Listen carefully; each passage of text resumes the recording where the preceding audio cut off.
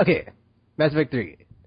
I've been cracking out on this game hardcore since new multiplayer stuff dropped. There's been a ton of stuff they did. And the stuff they added, man, just fire. I love you. I love you so much. They added the Volus. Thanks, Internet. And I was not sure how this is going to work. I was like, okay, because I read it on the forums. I didn't believe it. I was like, Volus, what? I didn't believe it. I was like, this has got to be a joke. Because the Volus, they're like super short, and they have breathers. They're just really funny characters. Or they're not, you don't think of them as like on the battlefield. God. Yeah, you don't think of them as like on the battlefield doing stuff. So it's like, but then if you think about it in context of Mass Effect 3, when your world's on fire, it's kind of like the Revolutionary War. It's like Britain comes in and they're all like, oh, you Americans, we're gonna tax you and you're gonna be our colony. And it's like, oh no, redcoats. We're gonna take up arms and we're gonna use guerrilla tactics and do all this other stuff and kick you out of our country. So in order to fight the Reapers and kick them back into dark space, when you're fighting them as an N7 soldier on the battlefield and you're a Volus, it's kind of funny because you can't go into cover because you're so short, and you can't see over cover because you're so short, and you can't fire over cover because you're so short.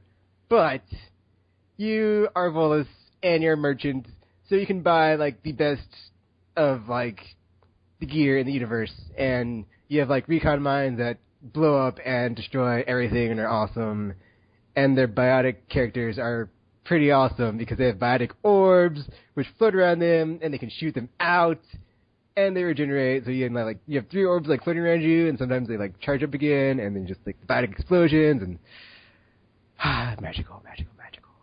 And then okay. I'm sorry. I'm gushing. Let me apologize.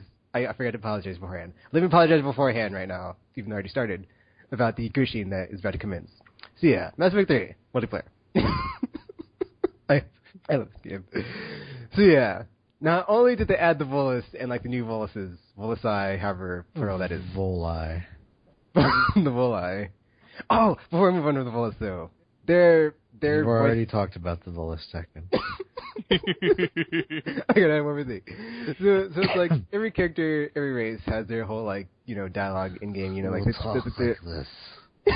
Yeah, like the Asari are like Prothesia or whatever, or the Kirkans are like Fortochonga.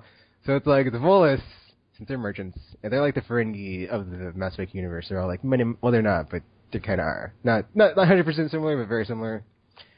So it's like when you complete a wave and you're by them and you can hear their character dialogue, it's just it cracks me up every time because they'll be like, payday! And it's just so hilarious. Or, shut up. Contract completed. Give me your money. Or, my favorite is like when the wave is about to begin, it's like, let's get paid. So hilarious, just. I laugh every time. The Volus crack me up. I love them. Like they're like my new favorite character. Like it was funny because like every time I see a Volus, that's the other thing is they have like a support ability, both classes, the engineer and the adept, where they can restore your shields instantly, pretty much. So they can just like run around, buff your shield, and you never die, pretty much. They can just be there and be your like infinite buffer of shielding, even if they're not getting kills. It's pretty cool. Because I was with Gamer, and like, one was doing that for me. So it's like, it's so funny, like, what's happened. Whenever I'm playing and there's a Volus, I feel like I have to help them, or that I have to protect them. It's really weird. I don't know what it is. I think it's just because they're so short and I can relate. But like, so like, when I was playing with the Gamer, and like, my Volus that was like helping me is getting shot. And then, like, because they have, like, that dialogue where it's like Left 4 Dead style, they'll say stuff when stuff's happening, like, oh, get this hunter off me. It's like when their shields go down, you can hear them be like, shields down. So it's like, I'll hear that and be like, no, Volus, and I'll run over to, like, protect them, or, like, I was playing with the Gamer and I kept saying this, like, because it was weird, like, the Volus was, like, helping me, so I felt, like, personally responsible for his protection. He was coming under attack, and I was like, stay away from my Volus. Get away from my Volus. It was so weird. Like, I was like, why do I do this every time I play with the Volus? And like, I have now like come to know that if there is a romanceable Volus, my film trip will be all over that because they're just so cute. I don't know. I think that's it too. I just find them cute. It's like, I don't know. That's weird. I don't care. I find them adorable and I love them. So they're my new favorite race in Mass Effect. Just. Thank you, Tucker. Well, it's just, man, added in a whole new wrinkle to Mass Effect that I did not know would ever develop. If there was enough ammonia in the atmosphere, I'd let you see my face.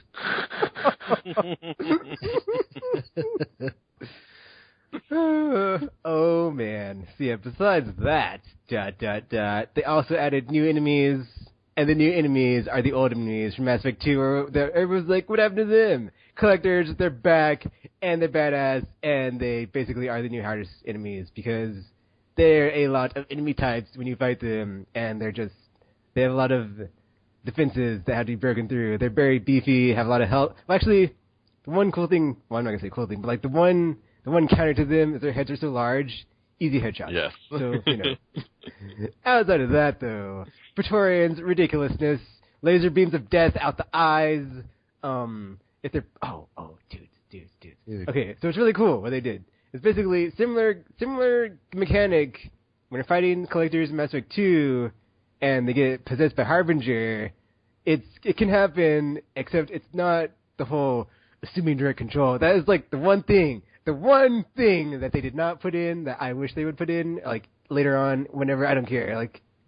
And other people have said, oh, well, it get annoying over time, or I don't want to hear Harbinger's voice 1,000 times a match, blah, blah, blah, F them. I'd say, at least once a wave, or once an objective wave, or once every 5 waves, or once a game, like at the end of an extraction, just once.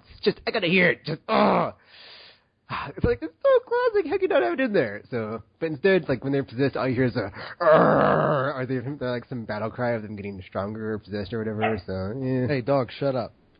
We're podcasting. But yeah, that was, oh man. So it's like every enemy type can get possessed, and when they do, they basically become more difficult, and they get like better enhanced abilities. Like the Scions, ridiculous to begin with, they're like Ravagers, but bigger and stronger and more harder to fight. And they have like they basically shoot out grenades that hit you, spread, blow up. Very similar. Oh man. As I talk about the game, I'm just like thinking of all the stuff that is like just awesome. But like it's very similar to the Geth bombers, which they also added to the Geth, which just like float over you, poop out grenades, and then all of a sudden you have like a ton of grenade indicators on your screen. You're like, holy crap, I got to get out of the cover, or holy crap, let me run before I get blowed up. Just insane. And then, oh man, so good. So they also added a new enemy type to the Cerberus, which is basically the bizarro version of the ex-Cerberus character that we've had with the biotic whips. They have like these flame, yellow, orangey whips. It's very cool. It's like very reminiscent of like Kratos from God of War. They just run up on you, whip the crap out of you. Like they don't even care. They have like guns. They use them sometimes. Most of the time, they just run into you because it's like, yeah, you're gonna die now. And it's like, holy crap.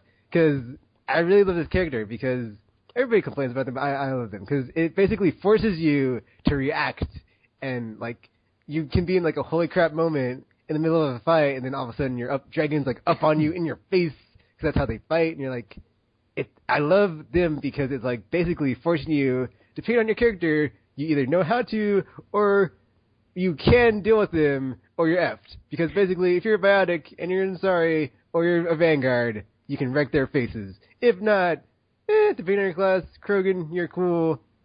Turians, depending on the class, some characters are more able to deal with them than others. If you have a proximity mine, you're cool. Depending on the class, you might be effed unless you have teammates to help you. But if you don't have teammates and you're all alone, them and phantoms will wreck your face. Because it's like, they run up on you and you're all of a sudden like just in the animation of like getting hit from like a melee, and you're just like, like in there, like just standing there, just like getting worked by a dragoon, and then la, sneak up on you, phantom, sword stab, bam, you're down, and it's like, oh, I just got double teamed by a phantom and dragoon. That was, I felt violated. That was not necessary. Why? So the game has changed, and like feels a bit harder now with the new units because they basically are like negating all the stuff that like if you've been playing since day one of like your strategies and tactics, you had to adapt. So I'm really loving it because it's changing the way I played. And then they added challenges, which is like the cream of the crop, or the cream on top. Wow, I'm about to make a terrible food analogy again. The cream on top of the cake, which is probably not cream, whatever. The frosting on top, and just like the home run of like the multiplayer that has saved this game from like dying and like fading off into the sunset since the DLC's been taking a while. But I'm sure Omega will be awesome. But yeah, challenges. Oh my gosh, dude. So basically, Talon Emblems was like what I was addicted to in Call of Duty, what kept me coming back for more and like kept playing until I just got tired of the PvP a-holiness of like, these people are jerks, why am I playing this game? F this game. So, you know, now they added that, and it's pretty similar, and what it does, it's basically, well, I guess it's very similar, because basically, you get tired, or you have to do a set of objectives, and then you, depending on the challenge, only have to do a certain amount of them. Like, if it's a weapons challenge, you have to get this many amount of points, which is basically what happens when you get a kill on your assist, you get points. So that total goes towards your challenge for that, whatever challenge you're working towards. And then you get that banner, which is what they're called. And so you basically have to do like a set amount before you get one. So it's not a one-to-one thing for any of them. So it's basically you have to do multiple challenges in order to get a banner. So it's like there's certain ones that are easier than others. But then what they've done is like they've taken the groups of like I'm sorry. Whew, taken. Whew, excited. Whew, messed up. Okay, so yeah. They've taken the groups of powers and like put them under one challenge tree. So it's like if you use a tech class like the engineer or the sentinel or like the characters with like the shield bursts or shield drains, overloads, the or proximity mines, flaming, anything that does like fire damage to armor or tech damage to shields. They like group that together, put it under Math Magician, which is like the tech banner you get when you do like a ton of that stuff. And then like like the combat drone for engineer. And then like if you're biotic, they took all that stuff like warp, stasis, charge, shockwave, push, just all that stuff, put it under Biotic God, which is the biotic banner, which I've yet to do because I didn't really focus on that. I'm an engineer, so it's like I gotta get Math Magician, which I totally did. And then that's like under one tree. And then, oh man, okay, two more, and then I'm done with the challenges. There's like 10 to here. I don't want to get like too on challenges, but it's so good. Then they did like the whole clumps of characters that are like singular, or that are like thematically the same. So it's like Resurgence DLC, those characters, you can play as them, and you get like certain challenges to go toward. And then like the humans from the Earth DLC, like the N7s, like the new N7s, and like their weapons in the DLC, challenges to go towards for them. Retaliation DLC, like all the new stuff that came with the collectors in that, under DLC for them. And then what I did, I got the Council Operative, which is basically the Sari, Turi Solarian, the Old Guard, and like they had like challenges for them. And I was like, oh yeah, because it has like an Asari, and it's like Council Operative. It's like, yeah. So I did that. That's my 361 now. So they did it for that. And then it was really cool what they just introduced, which I didn't even know they're going to... Well, I guess they said they're going to do this, but I didn't know how it was going to work until they just did it. They did a Halloween one yesterday they started. So I got that on PS3 and 360, which is basically you do a bunch of objectives that are related to whatever the holiday challenge is. And they basically had one where it's like Husks, it was like Zombie Hunter, the Scion, Banshee, Praetorians, and Brutes for Monster Killer. And then the third one was like Monster Mash, I think, and you had to like do Fire-based Ghost regular or Hazard Edition 5 times Extraction, and you got the banner, which I got that for. So that's pretty cool. They're doing like limited or timed, basically events like MMO style, like for banners, which is pretty cool. Yep. So you can like only get them in a certain date, time, whatever, limited time to get them. And then lastly, they have overarching like multi-tier challenges where it's like you have to get a set amount of mastery challenges, which is the ones I just described, before you can unlock it. Like the Mass Effect one, it's basically you have to get all the banners before you can get that one, because it's like you have to get all these, And then the one that I'm going for now, after getting the Spectre, or not Spectre, the Council Operative, is the Spectre one where it's called a Hardcore.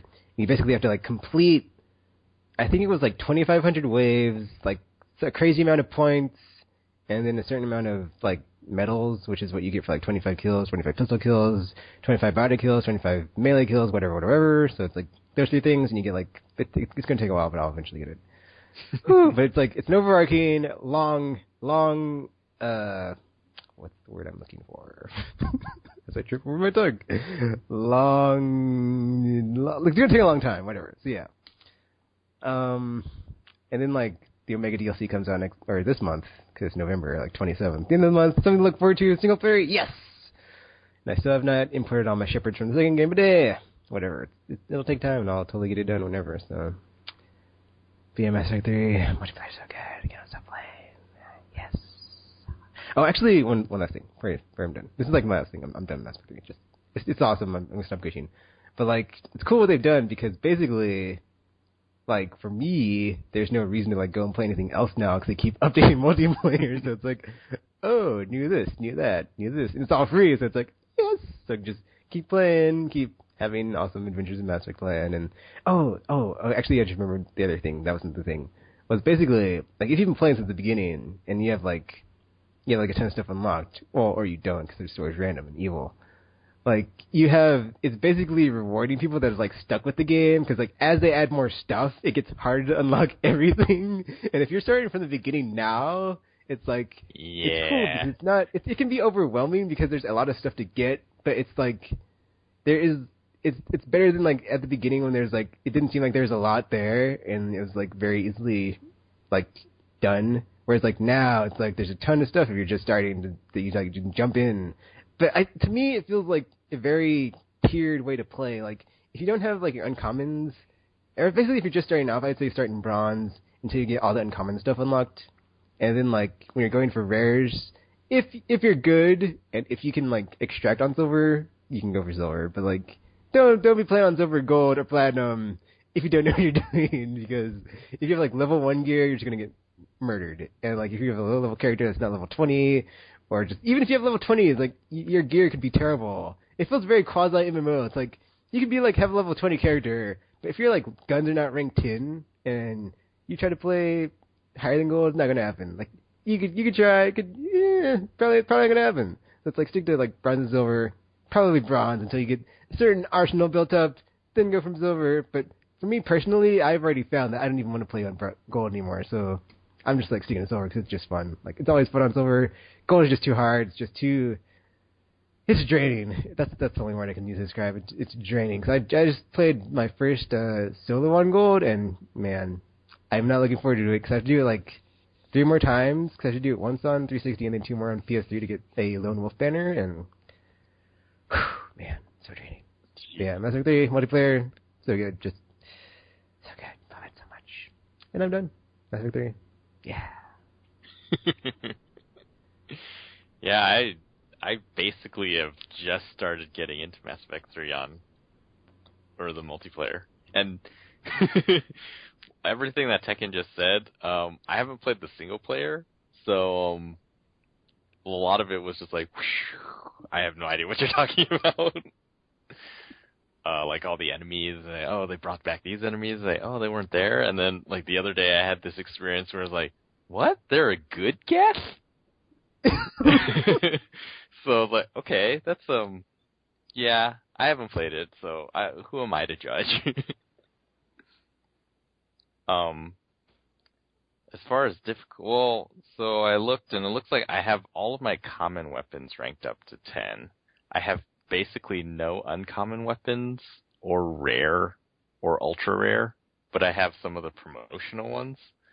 I don't know. Right now, all I'd use is the promotional N7 Crusader shotgun. It's level 1. And on bronze, I can basically one-shot anything. Yeah, I just completely remembered something as you were talking about that trioptical, because I thought about the N7 HQ thing, which I completely forgot to talk about, which I was totally creeping on Yoon Gamer's manifest for this episode. I have nothing.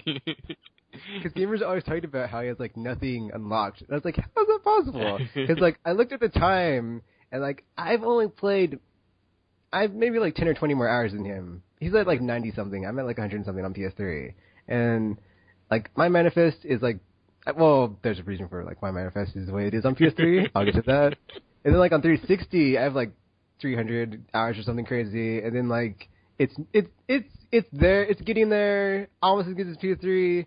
But I would say it's funny because like I'm looking at gamers and his is just like empty compared to mine. But I've bought a lot of my packs with real money, so I'd say don't do that because you can totally get it all for free. But if you want like a fast track to the promised land, totally do that. But I would advise against it because unless you don't care about spending money and be like, oh, it's only $20, whatever. So or it's only $3, but I always buy mine in like clumps. So yeah. I'm not going to get into my madness of buying premium Spectre packs. That's just save it for some other time. The N7HQ is like the, what is that word I used the other day? The something website? Companion website of Mass Effect 3 multiplayer. And like Resident Evil has one. It's called Resident Evil .net, I think, for Resident Evil 6. Yep. And it was like all these stats and things. And then Tekken Tag Tournament 2 had one. And I checked it out. It's okay. It's like the World Tekken Federation. It has like your stats and like win-loss and like the characters you use, statistics up the wazoo. It's pretty cool. And like Tekken, not up the wazoo. Like Mass Effect 3's, you go in there and like on top of like the stats, it has challenges you've done. It's got like your build for all your characters. So if you want to be like, okay, this is how you should play this class, or if someone like you're playing with is really awesome as a class that you don't do good with, and you're like, how are they doing this? You can like see what they're running with that class build, and like see what their manifest is, like see if they're using like really awesome guns, and like if that's helping them. We can always like see that in game, but it also helps to like see their manifest. So I was like looking at Gamer's manifest because he's always saying, "Oh, I have no weapons," blah blah blah. I was like, "How is this possible? He's been playing like as long as I have, and the game's been out for like months." And yeah, he wasn't lying because he has a lot of guns missing, and I was like, "Wow, Gamer, I'm sorry." And then like that ties back into what I was saying about like if you're just starting, you're kind of effed because well, you're not. It's you're effed in a good way. I'll say it like that because there's like so much to unlock that they've added. It basically the percentage has gone up on, or rather down. I'm sorry, it's gone down on if you'll get something awesome out of the store when you buy random packs. It's like it could be something awesome, but it's probably not going to be. Or if it is something awesome, it's probably one of the gears for the equipment. And not a character or a weapon that you really wanted, because Gamer doesn't have an Asari ADEP. Oh my gosh! I was like, no, Gamer, no Asari ADEP. And Child Class, and so I was like, well, he can embrace eternity, but not Gamer. So I got over him. It's like I was looking at his manifest. I was like, ooh, he has a Paladin, which is like one of the best handguns to use with the Asari ADEP, and which is well, that's the build I ran anyway. And then I was like looking at his characters, and it's like, ooh, Asari Vanguard. No, sorry, ADEP. Ooh, I just felt bad, and I just left a message on his Facebook. I was like, sorry, dude, I just looked at your manifest, and man, it is empty. Ghost Town. Wow, that's weird. That's my only rare character too. But yeah, just I really love what they've done, and just it's just man, home run for me. Just I will not stop playing this game until the next one comes out. See, just like I do too. So. That's what I'm just realizing. Like before, when I first started, there was two things. Like I didn't really understand what was going on because I haven't played the single player, and so the game systems were unfamiliar, and then people kept kicking me because I was level 1. It's like, oh, come on. So I couldn't play, and when I could play, it was by myself, and I didn't really get the game, so I just died a lot. And then if you die and you don't complete missions, then you don't get any money, so you can't upgrade. So I was just stuck in this bottom tier for a long time. And then recently, just, I guess, yeah, because they've added more and more stuff. Maybe there's more people. In fact, recently I've seen a lot more people who are lower, they have lower N7 ranks than when I first started. When I first started, it was just like everyone was up in the hundreds, and then mine was like 2. And I was like, oh, kick. I was like, oh, I got kicked again. But then now it's like, oh, there's actually a lot of people in like the 50s and 40s. And it's like, oh, that's around where I am. Cool. And then so I've been able to play, and then that has gotten me credits, and then finally I can buy these packs, and I was like, oh, there's like other stuff. I was like, how come I don't have a pistol in the beginning? And then, so now I have some of these things, and then I don't know where it came from, but the Crusader N7 shotgun, I got it. It's a promotional weapon.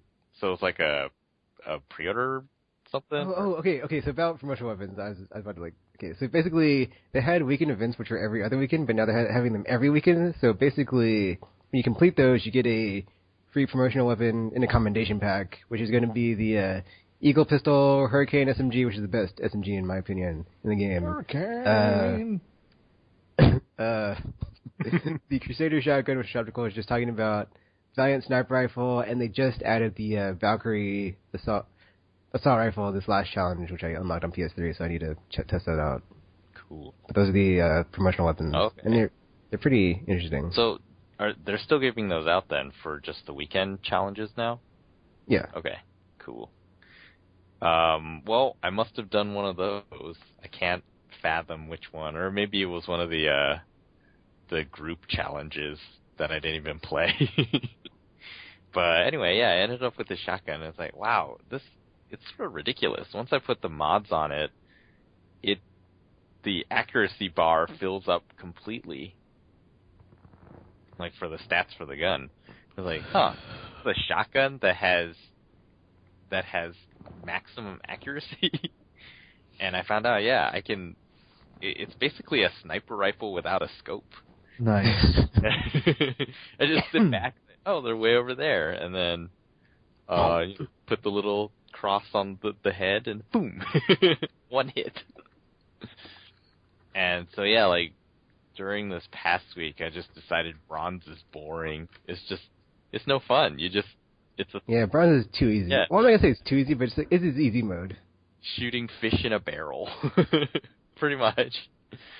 So now I'm just playing entirely silver now.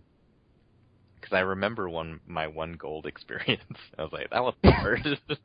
that was platinum Trioptical. That was in gold. But the gold's not. The platinum one was even worse. Did we try gold?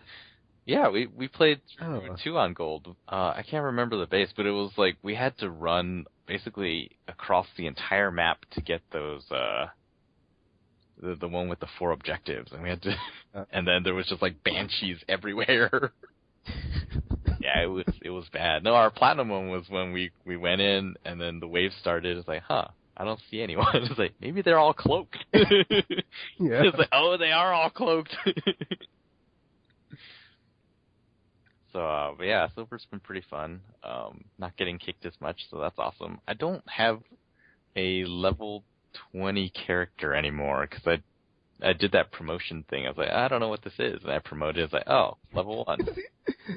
It's funny that you say that, Trioptical, because if you're not playing single player, it has no bearing on your game. Oh, is that what that's for? Yeah. I didn't know. I thought. Well, there's actually a challenge for that now. Or something, or whatever. Wait, so it does nothing at all in multiplayer? It says something like only 7 rank, but like which doesn't mean once you do. It says like subsequent promotions will add something permanently. I didn't see that. That's something for single player also. That's probably just for single player because it just affects the Galaxy at War. Mm-hmm. And outside of that, it just increases your N7 rank in multiplayer, but that doesn't mean anything. But they did add like a challenge where you have to do something like 120 promotions or something crazy to get like the banner for that. So that's what I'm working on long term. Oh, actually, speaking of that, like the galactic readiness, it goes down as you don't play. Like the percentages will decrease. Does promoting squads change that at all? Only completing waves. That doesn't. If you promote, it just has your stats go up in single player of your whatever your what's it called, the galactic readiness some weird ERC emergency readiness. Okay. So like there's no way to keep those percentages high. You just have to play all the time. Well, the thing is, it doesn't really matter once you get to like a certain point. So, depending on like what the number is in your single player, Like, you might not have to have a high percentage to have, like... Well, that, and it only affects pretty much one ending. So, okay. Yeah, there's that too. Okay, well, whatever. I did that, so starting over with my Sentinel. Oh yeah, this week was the first time I played a non-human. I started playing the Wow, Atari, and I was like, whoa, wow. He has more health. I was like, oh, but he can't roll. That to me is the secret sauce of Mass Effect multiplayer. It's like all the non-humans, because you've been playing Shepard this whole time. And now it's like, oh, an Asari, oh, a Krogan, oh, a Drell, oh, a Turian. The thing is, oh. I haven't been playing Shepard this whole time. I haven't been playing anything. You've been playing multiplayer? Oh yeah, you haven't been playing it, or you just been playing multiplayer with the so like, Faceless I was a human soldier for the longest time, and then because like that's good against everything. Oh really? Yeah. Because they have disruptor rounds and incendiary rounds, so that's basically shields and armor. Yeah. Okay. See, so many things I don't understand because I haven't played the single player. It's just like, oh, this thing looks explosive when I fire it, and this thing makes their shields disappear. I don't know the names of anything. Actually, I just remembered something. They've actually added old stuff from Mass Effect 1 that was not in 2 to 3 in the multiplayer. Because, like, the gear that you can get, they added, like, phasic rounds, which are in 1, which go through... What they don't do shield damage, but they do more damage to the target that doesn't count towards the shields. I never use them, so it's always confusing me, whatever. They added that. Explosive rounds they just added. I haven't tried those out yet, but I really want to, because in the first game, they were kind of broken and really overpowered, so I want to see if they're the same in 3. I doubt they are, though, but I'm really interested to see if they're kablooey all over the place when you shoot stuff. Crazy. Yeah, so playing it as a straight shooter, it's pretty fun. I now know what enemies are dangerous, though I don't know what they're called. It's like, oh, yellow health bar, run away. Oh, blue health bar,